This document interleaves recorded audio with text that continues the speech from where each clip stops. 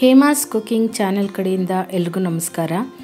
ಬೆಳಗಿನ ಒಂದು ಆರೋಗ್ಯಕರ ಹಾಗೂ ಒಳ್ಳೆ ರುಚಿಯಾದ ತಿಂಡಿ ಅಂದರೆ ಇಡ್ಲಿ ಎಷ್ಟೇ ಚೆನ್ನಾಗಿರ್ಬೋದು, ಸಾಫ್ಟಾಗಿರ್ಬೋದು, ಆದರೆ ಅದು ಪರಿಪೂರ್ಣವಾಗಿ ರುಚಿ ಕೊಡೋದು ಒಳ್ಳೆ ಚಟ್ನಿ ಅಥವಾ ಸಾಂಬಾರಿದ್ದಾಗ ಮಾತ್ರ. ಇಲ್ಲಾಂದರೆ ಇಡ್ಲಿ ಎಷ್ಟೇ ಸಾಫ್ಟಾಗಿರಲಿ, ಹೇಗೆ ಇರಲಿ, ತಿನ್ನೋದಕ್ಕೆ ಒಂಚೂರು ಇಷ್ಟ ಆಗಲ್ಲ ಅಲ್ವಾ? ಹಾಗಿದ್ರೆ ಬನ್ನಿ ಇವತ್ತು ಹೋಟೆಲ್ನಲ್ಲಿ ಸಿಗುವಂಥ ಎರಡು ವಿಭಿನ್ನ ರೀತಿಯ ಒಂದು ಕೆಂಪು ಚಟ್ನಿ, ಒಂದು ಹುರುಗಡ್ಲೆ ಚಟ್ನಿನ ಮಾಡೋಣ. ಅದನ್ನು ಮಾಡೋದು ಹೇಗೆ ಅಂತ ತಿಳ್ಕೊಳ್ಳೋಕ್ಕೂ ಮುಂಚೆ ನೀವು ನನ್ನ ಚಾನೆಲ್ಗೆ ಹೊಸಬರಾಗಿದ್ದರೆ ದಯವಿಟ್ಟು ಸಬ್ಸ್ಕ್ರೈಬ್ ಮಾಡ್ಕೊಳ್ಳಿ. ಹಾಗೆ ಈ ವಿಡಿಯೋ ನಿಮಗೆ ಪೂರ್ತಿ ಇಷ್ಟ ಆದರೆ ಒಂದು ಲೈಕ್ ಕೊಟ್ಟು ಕಮೆಂಟ್ ಮಾಡೋದನ್ನು ಕೂಡ ಮರಿಬೇಡಿ. ಬನ್ನಿ ಹಾಗಿದ್ರೆ ಈ ಇಡ್ಲಿ ಜೊತೆಗೆ ಹೊಂದುವಂಥ ಕೆಂಪು ಚಟ್ನಿ ಹಾಗೆ ಕಾಯಿ ಚಟ್ನಿ ಮಾಡೋದು ಹೇಗೆ ಅಂತ ನೋಡೋಣ. ಮೊದಲನೇದಾಗಿ ಕೆಂಪು ಚಟ್ನಿನ ಮಾಡ್ಕೊಳ್ಳೋಣ. ಕೆಂಪು ಚಟ್ನಿಗೆ ನಾನು ಇಲ್ಲೊಂದು ಪ್ಯಾನನ್ನು ಬಿಸಿಗಿಟ್ಟು ಅದಕ್ಕೆ 1 ಟೀ ಸ್ಪೂನಷ್ಟು ಎಣ್ಣೆ ಹಾಕ್ಕೊಂಡಿದ್ದೀನಿ. ಎಣ್ಣೆ ಜೊತೆಗೆ 1 ಟೀ ಸ್ಪೂನಷ್ಟು ಕಡಲೆಬೇಳೆ, 1 ಟೀ ಸ್ಪೂನಷ್ಟು ಉದ್ದಿನಬೇಳೆ ಹಾಕ್ಕೊಂಡು ಇದನ್ನು ಒಂದು 10 ಸೆಕೆಂಡಷ್ಟು ಹುರ್ಕೋಬೇಕಾಗತ್ತೆ. ಇದು ಸ್ವಲ್ಪ ಹುರ್ಕೊಂಡಿದ್ದಾಗಿದ್ದ ತಕ್ಷಣ 1 ಇಂಚಷ್ಟು ಶುಂಠಿ, ಸ್ವಲ್ಪ ಬೆಳ್ಳುಳ್ಳಿ, ಹಾಗೆ ಖಾರಕ್ಕೆ ಕೆಂಪು ಮೆಣಸಿನಕಾಯಿ ಹಾಗೆ ಬ್ಯಾಡಗೆ ಮೆಣಸಿನಕಾಯಿ ಎರಡನ್ನೂ ಸೇರಿಸ್ಕೋಬೇಕು. ಒಂದು ಸಣ್ಣ ಗಾತ್ರದ ಈರುಳ್ಳಿ ಹಾಗೆ ಒಂದು ಸಣ್ಣ ಗಾತ್ರದ ಟೊಮೆಟೊ, ಇದಿಷ್ಟನ್ನು ಹಾಕ್ಕೊಂಡು ಇದನ್ನು ಚೆನ್ನಾಗಿ ಹುರ್ಕೋಬೇಕು. ಕಡಲೆಬೇಳೆ ಉದ್ದಿನಬೇಳೆ ಎಲ್ಲ ಹೊಂಬಣ್ಣ ಬರಬೇಕು. ಇದರಲ್ಲಿ ನಾನು 2 ರೀತಿಯ ಮೆಣಸಿನ್ಕಾಯಿ ಉಪಯೋಗಿಸಿದ್ದೀನಿ. ಒಂದು ಖಾರ ಕೊಡುತ್ತೆ, ಮತ್ತೊಂದು ಒಳ್ಳೆ ಬಣ್ಣ ಕೊಡುತ್ತೆ. ಈ ಎರಡನ್ನು ಹಾಕ್ಕೊಂಡು ಎಲ್ಲದನ್ನು ಲೋ ಫ್ಲೇಮ್ನಲ್ಲಿ ಚೆನ್ನಾಗಿ ಹುರ್ಕೋಬೇಕು. ಇದಕ್ಕೂ ಮುಂಚೆ ನಾನು ಹೋಟೆಲ್ ಶೈಲಿಯಲ್ಲಿ ಮಾಡುವಂಥ ಸಾಂಬಾರನ್ನ ತೋರಿಸಿದ್ದೀನಿ, ಇಡ್ಲಿಗೆ ಹೊಂದುವಂಥದ್ದು. ಹಾಗೆ ಆಂಧ್ರ ಹೋಟೆಲ್ಗಳಲ್ಲಿ ಮಾಡುವಂಥ ಮತ್ತೊಂದು ಇಡ್ಲಿ ಜೊತೆಗೆ ಹೊಂದುವಂಥ ಸಾಂಬಾರನ್ನ ಕೂಡ ತೋರಿಸಿದ್ದೀನಿ. ಆ ಎರಡನ್ನೂ ನಾನು ಈ ವಿಡಿಯೋ ಎಂಡ್ ಸ್ಕ್ರೀನಲ್ಲಿ ಹಾಕಿರ್ತೀನಿ, ಒಂದು ಸರಿ ಚೆಕ್ ಮಾಡ್ಕೊಳ್ಳಿ. ಎರಡನ್ನೂ ಕೂಡ ನೀವು ಈ ಚಟ್ನಿ ಜೊತೆಗೆ ಸಾಂಬಾರಾಗಿ ನೀವು ಮಾಡ್ಕೋಬೋದು. ಈಗ ಇದೆಲ್ಲ ಹುರಿದಿದ್ದಾಗಿದೆ. ಇದಕ್ಕೆ ಒಂದು ಸಣ್ಣ ಪೀಸಷ್ಟು ಹುಣಸೆ ಹಣ್ಣು, ರುಚಿಗೆ ತಕ್ಕಷ್ಟು ಉಪ್ಪನ್ನು ಹಾಕ್ಕೊಂಡು ಎಷ್ಟು ಸಾಧ್ಯ ಆಗುತ್ತೋ ಅಷ್ಟು ನುಣ್ಣಗೆ ಇದನ್ನು ರುಬ್ಕೋಬೇಕು. ನೆನಪಿರಲಿ, ನಾವು ಟೊಮೆಟೊ ಹಣ್ಣು ಕೂಡ ಹಾಕಿರೋದ್ರಿಂದ ಹುಣಸೆ ಹಣ್ಣಿನ ಪ್ರಮಾಣನ ಸ್ವಲ್ಪ ನೋಡಿ ಹಾಕ್ಕೋಬೇಕಾಗತ್ತೆ. ಈಗ ಚಟ್ನಿ ಎಲ್ಲ ನುಣ್ಣಗೆ ರುಬ್ಬಿದ್ದಾಗಿದೆ. ಈಗ ಇದನ್ನು ಒಂದು ಪಾತ್ರೆಗೆ ಹಾಕ್ಕೊಳ್ಳೋಣ. ನಂತರ ಲಾಸ್ಟಲ್ಲಿ ಹುರುಗಡ್ಲೆ ಚಟ್ನಿನ ಕೂಡ ಮಾಡಿಕೊಂಡು ಒಟ್ಟಿಗೆ ಈ ಎರಡಕ್ಕೂ ಒಗ್ಗರಣೆ ಕೊಟ್ಕೋಬೋದು. ಈ ಕೆಂಪು ಚಟ್ನಿ ನಿಮಗೆ ಹೋಟೆಲ್ ಅಷ್ಟೇ ಅಂತಲ್ಲ, ಈಗ ಸ್ಟ್ರೀಟ್ ಸೈಡಲ್ಲಿ ಮಾರುವಂಥ ಇಡ್ಲಿಗೂ ಕೂಡ ಇದು ಒಳ್ಳೆ ಕಾಂಬಿನೇಷನ್ ಆಗಿ ಕೊಡ್ತಾರೆ. ಈಗ ಇದ್ರ ಜೊತೆಗೆ ಒಂದು ಹುರುಗಡ್ಲೆ ಚಟ್ನಿನ ಮಾಡ್ಕೊಂಡ್ಬಿಡೋಣ. ಇದಕ್ಕೆ ಮತ್ತೆ ಪ್ಯಾನನ್ನು ಬಿಸಿಗಿಟ್ಟು 1 ಟೀ ಸ್ಪೂನಷ್ಟು ಎಣ್ಣೆ ಹಾಕ್ಕೊಂಡು ಅದಕ್ಕೆ ಸುಮಾರು 6 ಮೆಣಸಿನ್ಕಾಯಿನ ಹಾಕ್ಕೊಂಡಿದ್ದೀನಿ. ಕೆಂಪದಿದ್ರೂ ಕೂಡ ಪರವಾಗಿಲ್ಲ. ಈ ಮೆಣಸಿನ್ಕಾಯಿ ಜೊತೆಗೆ ಶುಂಠಿ ಹಾಗೆ ಬೆಳ್ಳುಳ್ಳಿನ ಹಾಕ್ಕೊಂಡು ಹುರ್ಕೋಬೇಕು.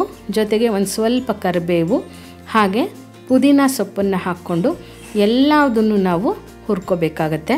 ಪುದೀನಾನ ಈ ರೀತಿ ಎಣ್ಣೆಯಲ್ಲಿ ಹುರಿದಾಗ ನಿಮಗೆ ಅದರದ್ದು ಫ್ಲೇವರು ತುಂಬಾ ಚೆನ್ನಾಗಿರುತ್ತೆ. ಮತ್ತು ಈ ಹಸಿ ವಾಸನೆ ಕೂಡ ಇರಲ್ಲ ಪುದೀನದು. ಹಾಗಾಗಿ ಸ್ವಲ್ಪ ಇದನ್ನು ಫ್ರೈ ಮಾಡ್ಕೋಬೇಕಾಗತ್ತೆ. ಇದೆಲ್ಲ ಸ್ವಲ್ಪ ಹುರ್ಕೊಂಡಿದ್ದಾಗಿದ್ದ ನಂತರ ಇದಕ್ಕೆ ಹಸಿ ತೆಂಗಿನಕಾಯಿನ ಸೇರಿಸ್ಕೋಬೇಕು. ನಾನಿಲ್ಲಿ ಹುರುಗಡ್ಲೆ ಚಟ್ನಿನ ಮಾಡ್ತಾ ಇರೋದ್ರಿಂದ ಕಾಯಿಯ ಪ್ರಮಾಣ ಸ್ವಲ್ಪ ಕಮ್ಮಿ ಹಾಕ್ಕೊಂಡಿದ್ದೀನಿ, ಹುರುಗಡ್ಲೆ ಪ್ರಮಾಣ ಜಾಸ್ತಿ ಹಾಕ್ಕೋಬೇಕು.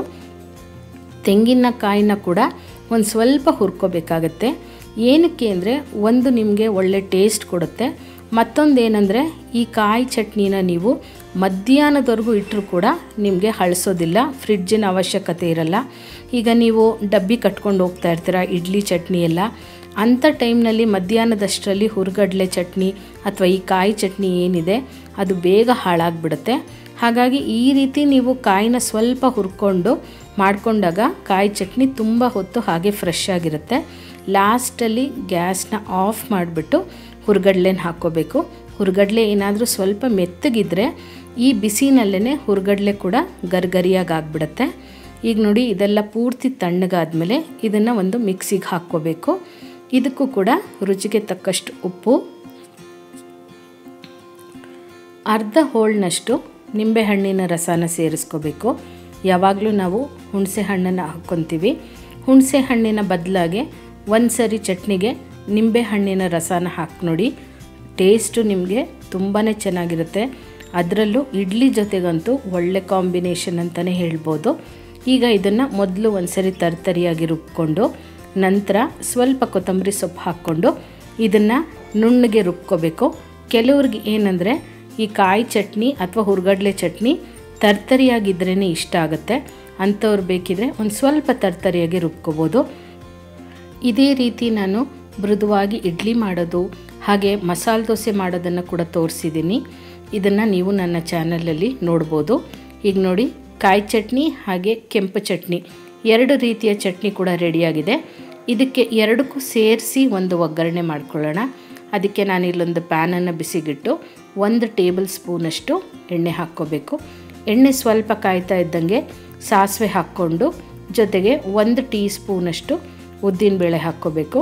ಉದ್ದಿನಬೇಳೆ ಸ್ವಲ್ಪ ಕಂದು ಬಣ್ಣ ಬರೋವರೆಗೂ ಇದನ್ನು ಎಣ್ಣೆಯಲ್ಲಿ ಫ್ರೈ ಮಾಡ್ಕೋಬೇಕಾಗತ್ತೆ. ಆಗ ನಿಮಗೆ ತಿನ್ನುವಾಗ ಕ್ರಿಸ್ಪಿಯಾಗಿ ಚೆನ್ನಾಗಿರುತ್ತೆ. ಜೊತೆಗೆ ಒಂದು ಸ್ವಲ್ಪ ಕರಿಬೇವು ಹಾಗೆ ಒಣಮೆಣಸಿನ್ಕಾಯಿನ ಕೂಡ ಸೇರಿಸ್ಕೊಂಡು ಒಗ್ಗರಣೆನ ಸಿದ್ಧ ಮಾಡ್ಕೋಬೇಕು. ಈ ಚಟ್ನಿಗೆ ಹಿಂಗು ಕೂಡ ಅಷ್ಟೇ ಮುಖ್ಯ, ತುಂಬ ರುಚಿಯಾಗಿರುತ್ತೆ ಹಿಂಗನ್ನು ಹಾಕಿದಾಗ. ಹಾಗಾಗಿ ಒಂದು ಅರ್ಧ ಸ್ಪೂನಷ್ಟು ಹಿಂಗನ್ನು ಕೂಡ ಸೇರಿಸ್ಕೊಂಡು ಒಗ್ಗರಣೆನ ರೆಡಿ ಮಾಡ್ಕೋಬೇಕು. ಈ ಒಗ್ಗರಣೆನ ನಾವು ಈಗ ಮಾಡಿಟ್ಕೊಂಡಂಥ ಚಟ್ನಿಗೆ ಸೇರಿಸ್ಕೋಬೇಕಾಗುತ್ತೆ. ಬನ್ನಿ ಹಾಗಿದ್ರೆ ಒಗ್ಗರಣೆನ ಚಟ್ನಿಗೆ ಸೇರಿಸ್ಕೊಳ್ಳೋಣ. ಈಗ ನೋಡಿ, ಒಗ್ಗರಣೆ ಕೂಡ ಸಿದ್ಧವಾಗಿದೆ, ಚಟ್ನಿ ಮೇಲೆ ಹಾಕಿದ್ದಾಗಿದೆ, ಇಡ್ಲಿ ಅಂತೂ ಆಗಲೇ ರೆಡಿಯಾಗಿದೆ.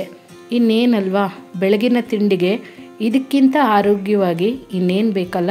ನೋಡಿ, ಮೃದುವಾದ ತಟ್ಟೆ ಇಡ್ಲಿ ಕೂಡ ಮಾಡಿದ್ದೀನಿ. ಇದರ ರೆಸಿಪಿ ಬೇಕಿದ್ದರೆ ನನಗೆ ಖಂಡಿತ ಕಮೆಂಟ್ ಮೂಲಕ ತಿಳಿಸಿ. ನಾನು ಈ ತಟ್ಟೆ ಇಡ್ಲಿ ಮಾಡೋದು ಹೇಗೆ ಅಂತ ಕೂಡ ತೋರಿಸ್ಕೊಡ್ತೀನಿ. ಈ ತಟ್ಟೆ ಇಡ್ಲಿ ಚಟ್ನಿ ಜೊತೆಗೆ ಇನ್ನೊಂದು ಮುಖ್ಯವಾದ ಕಾಂಬಿನೇಷನ್ ಅಂದರೆ ಬೆಣ್ಣೆ. ಎಲ್ಲರ ಮನೆಯಲ್ಲೂ ಹಾಲಂತೂ ತಂದೇ ತರ್ತೀವಿ. ಆ ಹಾಲನ್ನು ಚೆನ್ನಾಗಿ ಕಾಯಿಸಿ 1 ದಿನ ಫ್ರಿಡ್ಜಲ್ಲಿಟ್ಟು ಮೇಲೆ ಬರುವಂಥ ಕೆನೆನ ಪ್ರತಿನಿತ್ಯ ಶೇಖರಿಸಿ ಇಟ್ಟಾಗ 1 ದಿನ ಅದಕ್ಕೆ ಎಪ್ಪು ಹಾಕಿ ಬೆಣ್ಣೆ ಮಾಡ್ಕೋಬೋದು. ನೋಡಿ, ಮನೆಯಲ್ಲೇ ತಯಾರಿಸಿದಂಥ ಫ್ರೆಶ್ ಆದ ಬೆಣ್ಣೆ ಇದು. ಇವತ್ತು ತಾನೇ ಇದನ್ನು ಕಡ್ದಿದ್ದೀನಿ. ಇದನ್ನು ಮಾಡೋದು ಹೇಗೆ ಅಂತ ಕೂಡ ನನಗೆ ನಿಮಗೆ ಬೇಕಿದ್ದರೆ ಕಮೆಂಟ್ ಮೂಲಕ ತಿಳಿಸಿ. ನಾನು ಈ ಕೆನೆಯಿಂದ ಬೆಣ್ಣೆ ಮಾಡೋದು ಹೇಗೆ, ಆ ಬೆಣ್ಣೆನ ತುಪ್ಪ ಕಾಯಿಸೋದು ಹೇಗೆ ಅಂತ ಕೂಡ ತೋರಿಸ್ಕೊಡ್ತೀನಿ. ಈ ಎರಡೂ ಚಟ್ನಿನ ನೀವು ಮನೆಯಲ್ಲೊಮ್ಮೆ ಟ್ರೈ ಮಾಡಿ ಹೇಗೆ ಬಂತು ಅಂತ ನನಗೆ ಕಮೆಂಟ್ ಮೂಲಕ ತಿಳಿಸ್ತೀರಾ ಅಲ್ವಾ.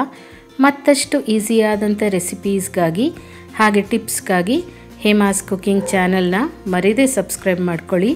Thank you.